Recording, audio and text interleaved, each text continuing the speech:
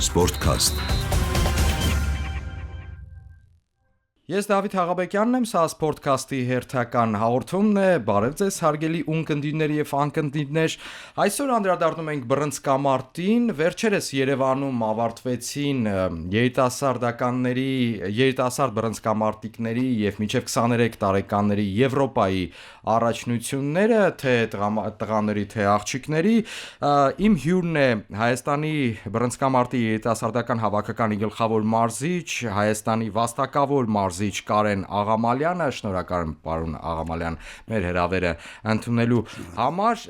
Խոսենք նախ իրադարձությունը կա, խոսենք այս առաջնությունից, շատերը որակում են պատմական արդյունք այս առաջնության որպես արդյունք այդպիսին, քանի որ մեդալները բավական շատ են, թե տղաների պայքարում, թե աղջիկների, թե ոսկե մեդալների, ես կարող եմ նույնիսկ թվարկել, ուրեմն ընդհանուր առմամբ մենք վաստակել ենք 39 մեդալ, սա խոսքը գնում է թե երիտասարդների, թե մինչև 23 տարեկանների, թե տղաների, թե աղջիկների մրցապայքարի մասին։ Այդ 39 մեդալից 7 ոսկե, 17 արծաթե եւ 15 բրոնզե։ Հիմա ավելի մասնավոր ներկայացնեմ եւ հիշեցնեմ մեր ունկնդիրներին, ուրեմն ձեր ղեկավարմամբ երիտասարդական հավաքականը մեր բռնցքամարտիկներում 4 ոսկե մեդալ են նվաճել, խոսքը գնում է մինչև 54 կիլոգրամ քաշայինների Վաղարշակ Քեյանն է ոսկե մեդալ եւ չեմպիոնական տիտղոս վաստակել, Անդրանիկ Մարտիրոսյանը 63.5 կիլոգրամ քաշայինների կարգում, Արգիշտի Հակոբյանը 67 կիլոգրամ քաշայինների կարգում եւ Սամվել Սիրամագյանը 75 կիլոգրամ քաշայինների կարգում։ Արծաթե մեդալները փոքր-ինչ մի հատով ավել են, 5 արծաթե մեդալ ունենք եւ բրոնզե մեդալակիրներ են, նախ արծաթե մեդալակիրներն են թվարկեմ, Հարություն Մարտիրոսյանը 48 կիլոգրամ քաշային կարգում, Վահրամ Դովլաթբեկյանը 51 կիլոգրամ քաշային կարգում, Տիգրան Հովսեփյանը 57-երի կարգում, Ռաֆի Խաչատրյանը 86 կիլոգրամ քաշայինների կարգում եւ Տիգրան Խաչատրյանը 92 կիլոգրամ քաշայինների կարգում եւ բրոնզե մեդալակիրներն են դարձել Տիգրան Մակիչյանը 60 կիլոգրամ քաշայինների կարգում, Արտյոն Ստեփանյանը 71-երի կարգում, Ալբերտ Հարությունյանը 80 կիլոգրամ քաշայինների կարգում եւ Սարգիս Անդրեասյանը 92 կիլոգրամ քաշայինների կարգում։ Սա դուք եք անվանում պատմական արդյունք, հավանաբար այդպես է եւ առաջի հարցս էլ տեսեք, ենթադրելի է, որ գլխավոր մարզիչները մարզչական շտաբը որոշակի հաշվարկ մինչև առաջնությունն ունեցել է, թե որքան մեդալ եւ ով է հավակնում չեմպիոնական տիտղոսին, այդ հաշվարկ ունեցել եք, սա սպասելի արդյունք էր ձեզ համար։ Նախ շնորհակալություն հրավերքի համար, եթե մեկ խոսանք այդ մրցումների կապակցության, զուտ այդ մրցումների, ինձ համար ոչ մի անակնկալ չի եղել այդ արդյունքը, իսկ պատմականը թե ոչ պատմականը դա ստատիստիկան է ցույց տալի։ Ուրեմն մենք պատրաստվում ենք Հայաստան առաջնությունը կանցկացել մարտ ամսին, որից մեկ ամեն օր պարապել եք միասին, այդպես ասած, տղաները բոլորը իմ տրամադրության տակ են եղել։ Պատրաստվել ենք երկու խոշոր միջազգային մրցումների։ Մեկը եղել է Քութայիսում, մյուսը եղել է մի ամս կես առաջ Չիտա քաղաքում Զաբայկարսկի կրայում Եվրազիայի գավաթը, որտեղ մասնակցել են 19 երկրի մասնակիցները, թե Կուբա, թե Ղազախստան, թե Ուզբեկիստան, Թայլանդ։ Այդ մրցումը ցույց տվեց ինձ, որ մեր տղաները պատրաստ են ամեն ինչի։ Դա նաև նախապատրաստական այսպես փուլ կարող ենք համարել, թե Եվրոպայի առաջնությանը, թե աշխարհի հետագայում։ Այդ մրցումները ու ուսումնական մարզական հավաքները ծառայել են Եվրոպայի լավ մասնակցելու համար։ Դրա համար մեր 13 տղաներից յուրաքանչյուրը շանս ուներ բարձրանա գրավի, ասենք, թե ոսկի, թե արծաթ, թե բրոնզ։ 4 ոսկի է եղել։ Գիտեք ինչ կարամ ասեմ, լավ արդյունքը, բայց այդտեղ նաև կա բան, որ Հովսեփյան Տիգրանը 57 կիլոգրամ քաշային բռնցքամարտիկը 3 մենամարտ իր հետևից կրելուց ֆինալում մասնակցել է Բելարուս բոքսյորի հետ 2 ռաունդ, առաջի երկրորդ ռաունդ 5-0 կրելուց, երրորդ ռաունդում ոչ սպորտային հնարքով Բելարուսի կողմից ստացա վնասված ու պարզվեց, որ ջիղը կտրվեց։ Էդ էլ էր ոսկի։ Նաև կարամ ասեմ Ստեփանյան Արտյոմը 71 կիլո բռնցքամարտիկը արժանի էր ոսկու ոչ թե բրոնզի, բայց ստացվեց այն ինչ որ ստացվեց։ Ընդհանուր առմամբ տղաները պատրաստ են, մեծ ծավալով աշխատանք են කරել, մեծ ծավալով։ Պատրաստվել է առանձին ամենօրյա պարապմունքը, քրթինքը բերեց այդ արդյունքի։ Եվ պատասխանատվությունն էլ մեծ էր, քանի որ առաջնությունը կրկնվում եմ Երևանում էր անցկացվում, այսինքն հատուկ նախապատրաստական աշխատանք էր տարվում, որ հայ բռնցքամարտիկները այստեղ մեր հանդիսատեսի արչև այսպես հաջողեն։ Իհարկե լարվածությունը մեծ էր, լարվածությունը։ Ռուսները ասում են դոմը իստյան է պամագայդ, բայց այստեղ կավելացնեմ, որ պետքա տենց պատրաստվես, որ ստենեն չխայտարակվի։ Այսինքն նույնիսկ երիտասարդ բռնցքամարտիկներ են, դեռ նոր սերունդն է գալիս աշխարհ, ապացուցում է իր ունակությունները, իր հնարավորությունները եւ միաժամանակ նաեւ հոգեբանական որոշակի լարվածություն կա տղաների թե աղջիկների մոտ։ Ոչ թե որոշակի նորմալ լարվածություն կար, իհարկե, որոշ դեպքում ասենք բարիշիկները, որ բալետ են անում, դա լարվածություն։ Բայց տղաները արել են համարյա 90% այն, ինչին պատրաստ են այդ պահին։ Շատ անգամ տարբեր այստեղ մի սուր հարց պետք է հնչի տարբեր երկրներում որտեղ որ անցկացվում են առաջնությունները կա կարծիք եւ դա տասնամյակներով այդ կարծիքը շարունակվում է որոշակի ապացուցողական իհարկե հիմքել ունի որոշ դեպքերում պարզապես ենթադրելի այսպես օթում կախված լուրեր են որ այսպես ոչ միայն տան պատերն են օգնում նաեւ մրցավարական անձնակազմը որոշակիորեն այսպես գուցե եւ ուղղորդվում այս պարագայում մենք դիտելով այստեղ ռինգում Երևանյան ռինգում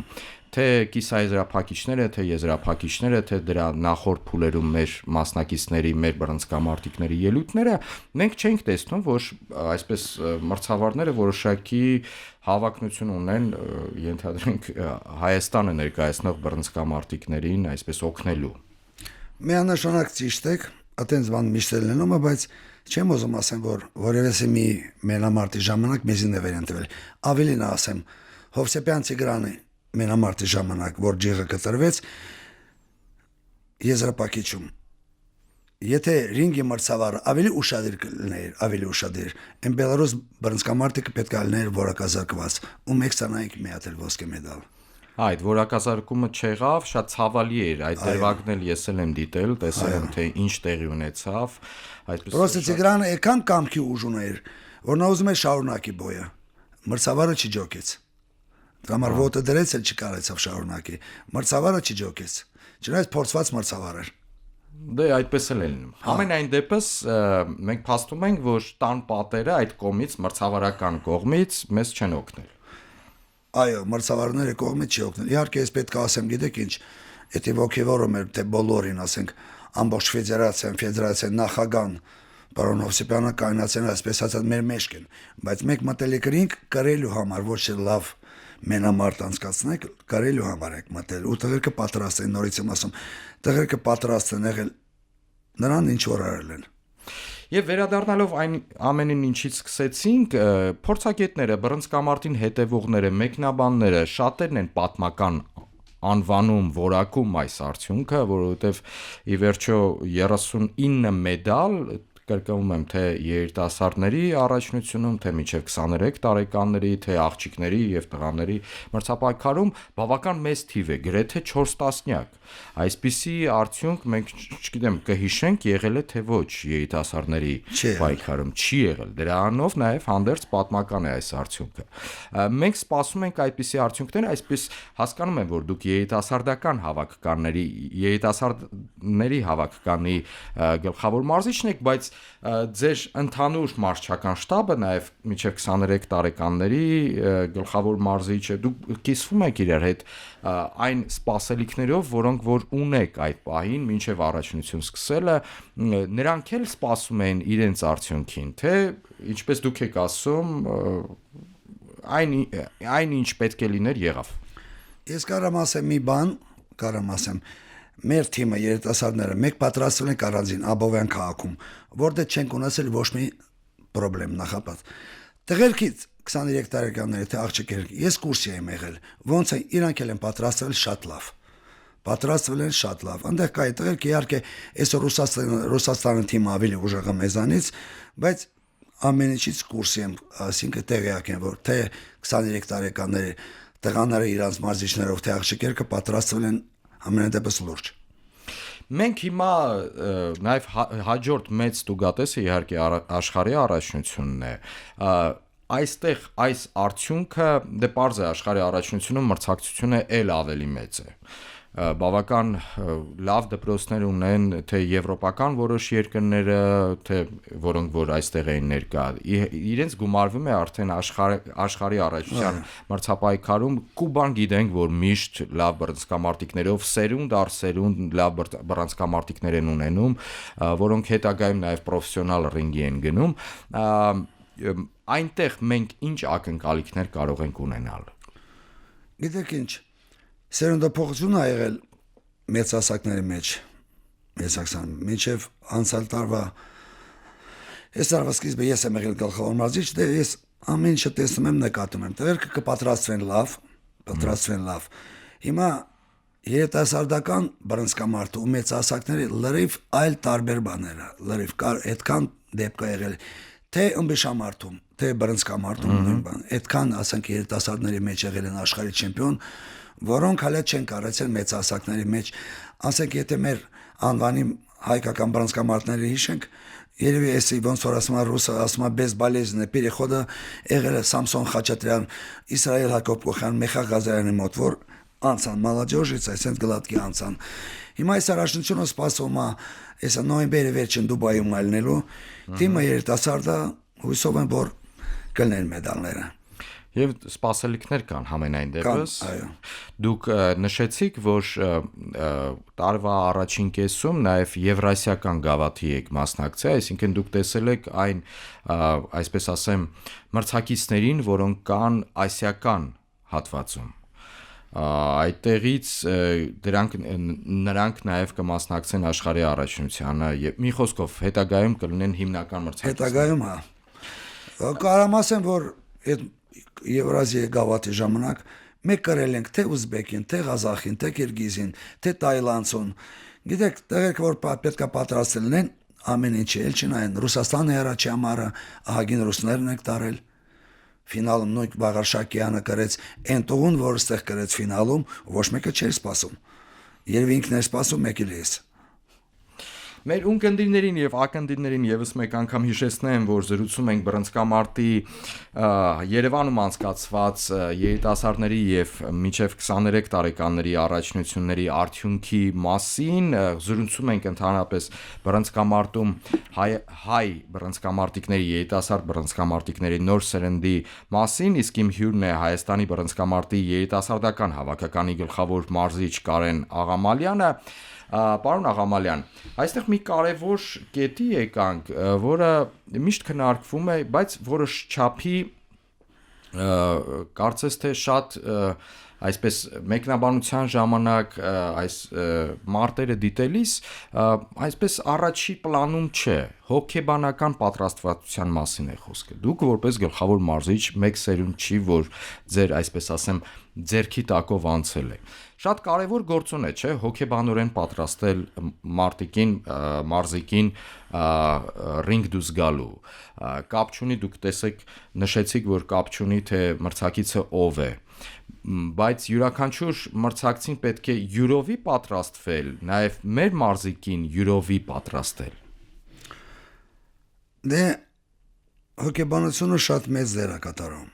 բայց իմ կարծիքով ավելի ամենաուժեղ այսպես ասած պսիխոլոգը հոգեբանը բռնցքամարտի սիրտն է ու ձեր ասելով եթե իհարկե մի քիչ ասենք լուրջ մրցումը ամեն մի մրցակցի պետքա յուրատուկ պատրաստվես կա արձակվող բռնցքամարտիկ կա կոնտրավիկ ցավոք մեկ հələ չունեք տենց ունիվերսալ sense որ ասե ունիվերսալ բռնցքամարտիկ որ կարա բռնցքամարտի թե տեխնիչնի բոքսյորը թե հարցակվող բոքսյորը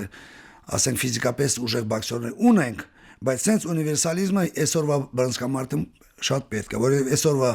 բռնցքամարտը տարբեր պատճառներով դարել է սիլավոյ բոքս, ուժային բոքսը, տեխնիկայի վրա մրցավարների կողմից այդքան ուշադրություն չեն դարձնում,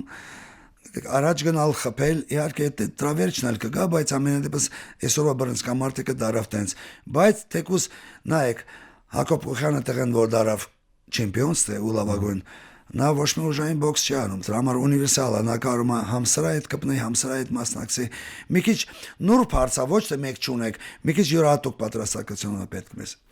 Հա, մենք պատրաստվում ենք դրան յուրովի, դա հասկացա, յուրաքանչյուր, բայց հուզական մակարդակում էլ կա, չէ, որոշակի աշխատանք տանելու, այսպես ասած, դաշտ։ Հույզերը կան, երիտասարդ բռնցքամարտիկներ են, երիտասարդ մարզիկներ են։ Հուզականությունը մեծ է, փորձառությունը փոքր է, քիչ է։ Համենայն դեպս այդ մակարդակում հուզականությունը մեծ է եւ շատ անգամ նաեւ ռինգում մարզիկին դա խանգարում է արագ որոշումներ կայացնել, հանգիստ լինել, այսպես նույնիսկ չբարկանալ, եթե մրցակիցը որոշակի անթույլատրելի հնարք է կիրառում կամ մրցավարի այսպես սուլոցից կամ այս դեպքում կանգնեցումից հետո մարտի չշարունակի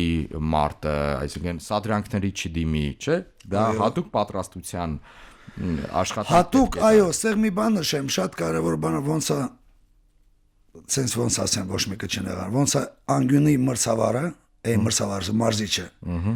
ինքն է տերապետում բոքսը անգյունի մրցավարը առաջին չի պետք է խանգարի բռնցքամարտիկին որը այդ պայմաններին բայց դուք օգնում եք չէ որպես մարզիչ անդադար խոսքով օգնելը պետք է գիտեք ռուսը ասում է պատзелу մեկ շատ վախտա ես թե իմ գոլեգաները չեմ ուզում կողքից բալետ ենք անում բայց պետք է ճիշտը հուշես, հանգստացնել սպորտսմենին, ասեցի ճիշտ է։ Եթե քո բռնցքամարտիկը լավ բոյը մենամարտ ընթացքում հանգիստ շարունակ գրելով շարունակում է, այդ պայն պետք չի շատ բաներ ասել, պետք է մի երկու բան ասես, ապրես ավելացրասա կամ սենց պայի։ Ցավոք սրտի մեզ այն շատերը տարբեր բաներ են խոսում, որ բռնցքամարտիկը չի կարող կենտրոնանալ հասկանալ ինչ պետք է անի։ Նույնիսկ այդ մակարդակում դե պարզ է որ յուրաքանչյուր բռնցքամարտիկը հավաքականում ընդգրկված ունի նաև իր հանրատական մարզիչը այստեղ ում գործոնն է ավելի մեծ այսպիսի մեծ խոշոր ստուգատեսներում գլխավոր մարզչի թե անհատական մարզչի ուրեմն տեսեք շատ հետաքրքիր բան նախապատրաստական փուլում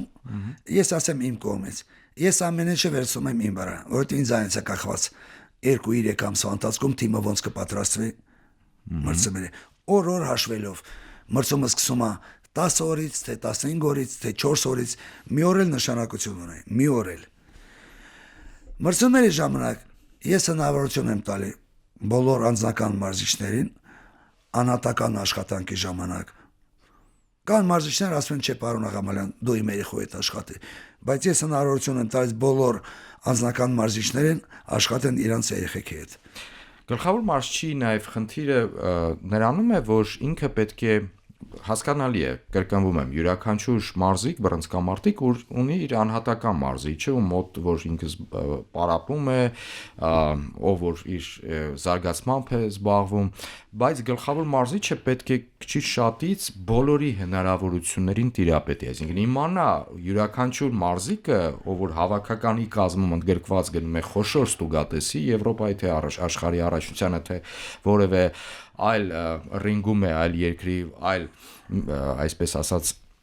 մրցաշարի է մասնակցում, պետք է հասկանա, թե ինչ հնարավորություններ ունի յուրաքանչյուր մարզիկը։ Զուտ պրոֆեսիոնալ ձևով դուք ինքդ պատասխանել եք ձեր հարցը։ Դուք կարողանում եք, բայց պարոն Աղամալյան, այսպես եթե կարճ ժամանակահատված է լինում նախապատրաստական փուլում բոլորի հնարավորությունները այդ պահի դրությամբ իմանալ, դե պարզ է, աշխատում եք նաև անհատական մարզիչների հետ, իրենք ձեզ հուշում են, ինֆորմացիան տեղեկատվությունը տալիս են մարզիկի մասին, բայց դուք ձեր աչքով հասնում եք տեսնել ինչի է ունակ այդ մարզիկը այս պահի դրությամբ։ Այնց էլ դրա համար մեկ չեք, ես չեմ սպասել, ասենք մի ամիս, երկու ամիս առաջ մրցումներից ելնի ուսումնամարզական հավաք, ասենք նորից եմ ասում, հենց Հայաստան առաջնությունից հետո մյուս օրը մեկ սկսել եք ցենտրալիզոր կենտրոնացված պարապել։ Սեղ կակրաս, գիտեք ոչ թե կակրաս եմ ասում, Էջմիածին է տեղերքը ու Լենինականից մի օքի գալիս էր։ Ուրիշ մարդ այս մրցումների ժամանակ հավաքականում չէր ընդգրկված։ Ինձ համար ավելի հեշտ էր ու մեկ ամեն օր ես անգիր գիտեի իմ երեխեն ինչա պատրաստում։ Ինչին է ունակ։ Եթե բրնցքամարտը կրինգում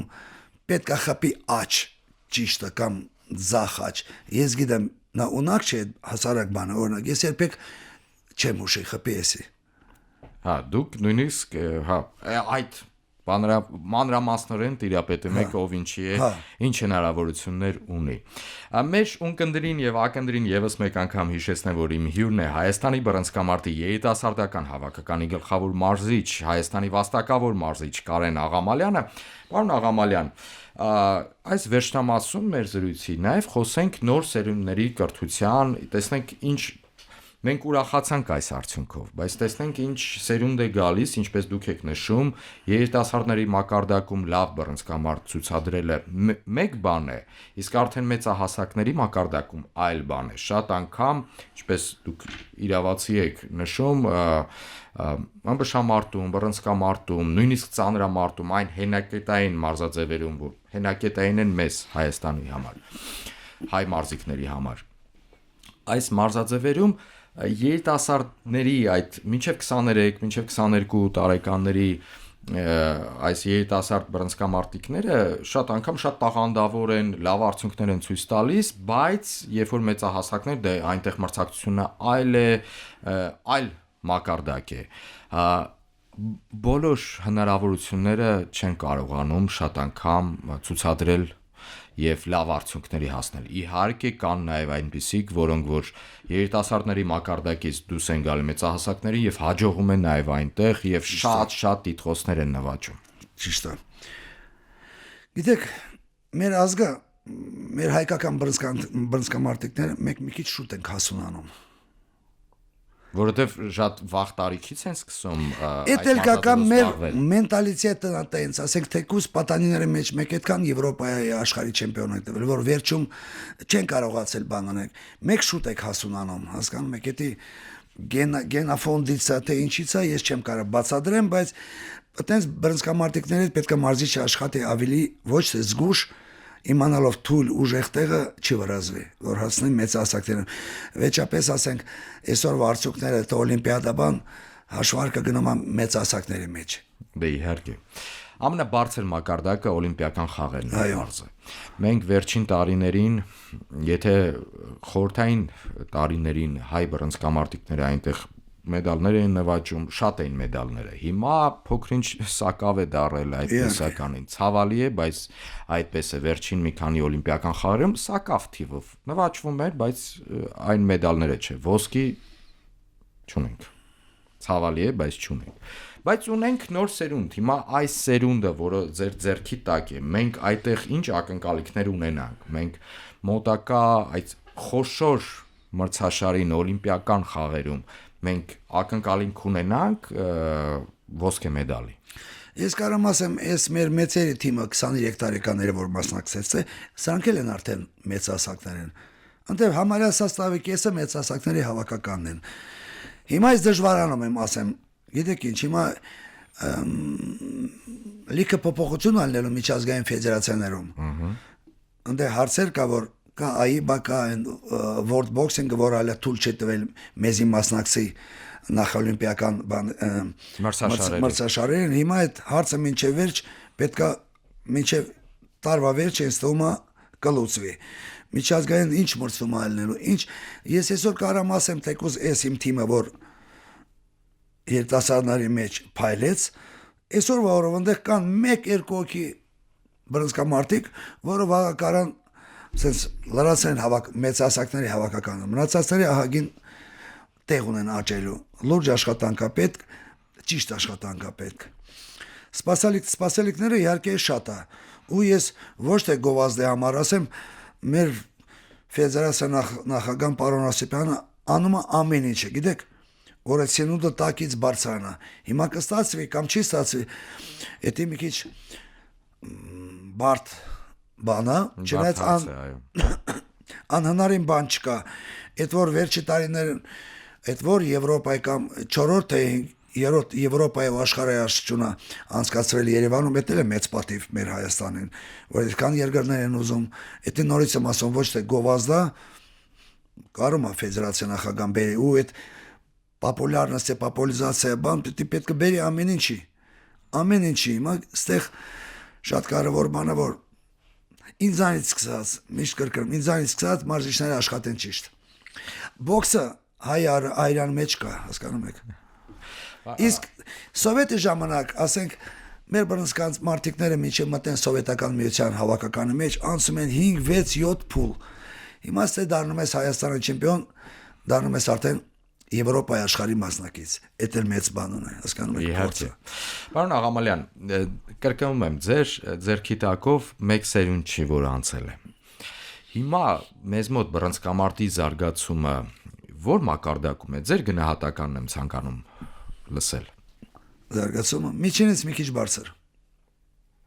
Եվ վերջում անդրադառնանք Եվրոպայի առաջնությանը, որ այստեղ անցկացվեց, զուտ կազմակերպչական հարցին։ Դուք մեկ անգամ չէ, որ խոշոր մրցաշարերի հավաքականների բռնցքամարտիկների տարել եք ձեր գլխավորությամբ, մասնակցել են այնտեղ ձեր ղեկավարությամբ։ Տեսել եք տարբեր երկրներում ինչպես են անցկացվում մրցաշարերը, խոշոր։ Այստեղ Հայաստանում անցկացված, Երևանում անցկացված մրցաշարը ձեր, եթե դուք նայեք չեզոք աչքով եւ համեմատեք այն, ինչ որ տեսել եք այլ երկրներում, ինչպես կգնահատեք։ Գնահատեմ գերազանց, որ այդքան ասել եք, կան տեսել եմ, ոչ թե գովում եմ, թե ինչ 1000 տեղ են գնացել նայել եք, նայեք, այդ օրգանիզացիան կազմակերպությունը սկսվում է հյուրանոցից, ճաշարանից, տրանսպորտի սպասարկումից ու դալիճից։ Գիտեք, կարճ ասեմ, ինչպես մեկ ենք անցկացնում, ոչ մի երկիր չի անցկացնում։ Նույնիսկ այդպես։ Այդպես, այո։ Այդ գնահատականը ես լսեցի ամիսներ առաջ, նաև երբ որ հոկեյի D դիվիզիոնի կարծեմ աշխարհի առաջնությունը այստեղ Երևանում անցկացվեց, դարձյալ նաև հյուրերը, որոնք որ այստեղ եկել էին տարբեր երկրներից, նույն գնահատականն էին տալիս, որ Հայաստանում եւ եթե խոշոր մրցաշար անցկացվում է, այսինքն հայ կազմակերպիչները բծախնդիր են յուրաքանչյուր մանրուքին, որ հյուրընկալվող երկրների հավաքականները, մարզիկները այստեղ որևէ, այսպես ասում, անհարմարություն չզգան։ Դրա մասին նաև խոսում եք դուք։ Ոչ մեկը, գիտեք ինչ ասեմ, Ռուսաստանի թիմը համարյա բոլոր մարզիչները եկել են իրանց ընտանիքներով, կանայց հետ, երեխեքի հետ, որովհետև գիտեն, առաջի անգամ չեն եկել։ Ոչ մի խնդրեմ, ոչ մի խնդիր,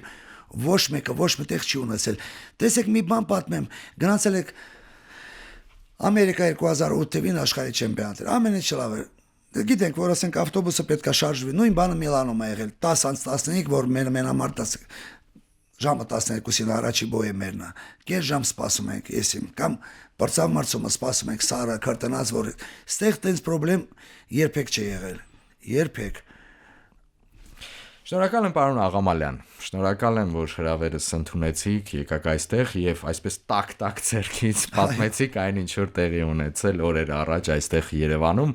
Մեր ունկնդրին եւ ակնդրին եւս մեկ անգամ հիշեցնեմ, որ զրուցում է Հայաստանի բռնցքամարտի երիտասարդական հավաքականի գլխավոր մարզիչ, Հայաստանի վաստակավոր մարզիչ Կարեն Աղամալյանի հետ, սա Sportcast նախագծի հերթական թողարկումն էր։ Հիշեցնեմ, որ այս մեր զրույցի տեսագրությունը հարգելի ունկնդիրներ դուք կարող եք դիտել Հանրային ռադիոյի պաշտոնական Facebook-յան էջում, մեր YouTube-յան ալիքում եւ Հանրային ռադիոյի պաշտոնական կայքի armradio.am-ի հաղորդումներ բաժնի Sportcast հատվածում։ Ես Դավիթ Աղաբեկյանն եմ, առայժմ։